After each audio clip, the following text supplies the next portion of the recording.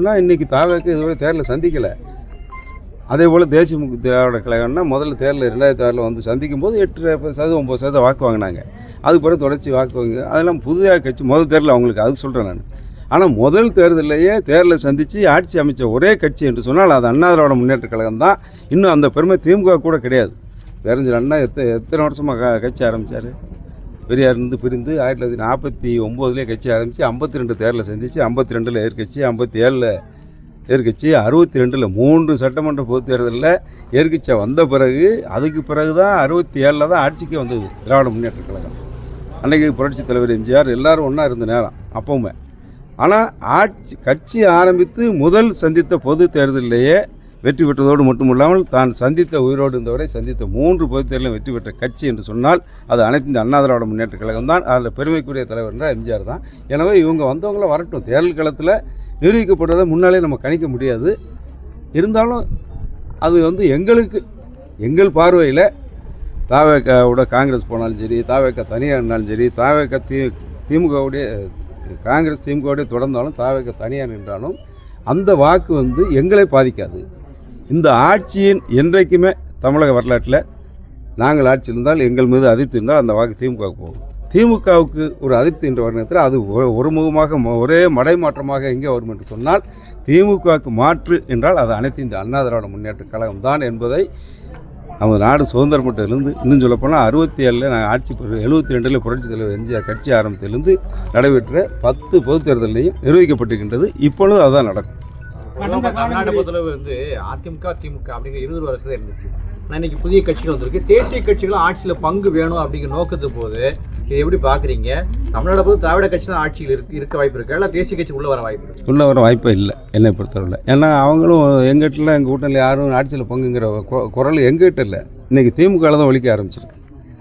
அது ஏன்னா அவங்க தயவோடு திமுக ஆட்சி ஒரு கட்டத்தில் நடத்தினாங்க.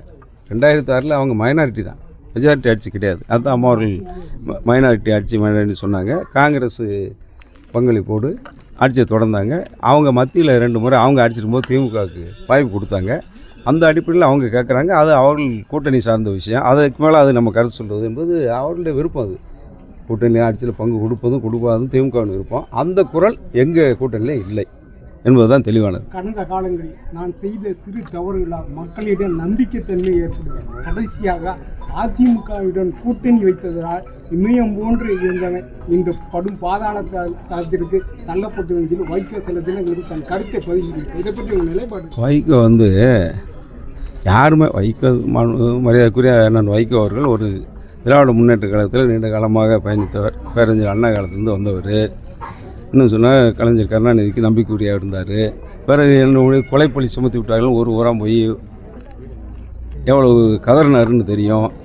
என்னை சும்மா வெளியேற்றலை, கொலைப்பழியே என்னை சுமத்தி சொன்னாங்க. அவருக்காக தீக்குளித்தவர்களுடைய தியாகத்தை பற்றிலாம் பேசி அவர் பேசிய பழைய பேச்சுக்கள்லாம் எடுத்து பார்த்திங்கன்னா அவராக திமுகவோட இருக்கார், எந்த மனசாட்சி அவரை ஒத்துக்கிட வச்சிச்சு திமுகவோட போகிறதுக்கு அங்கிறதெல்லாம் கேள்விக்குறியாக வரும். அது அவர் மனசாட்சிக்கு நான் விட்டுக்கொள்கிறேன்.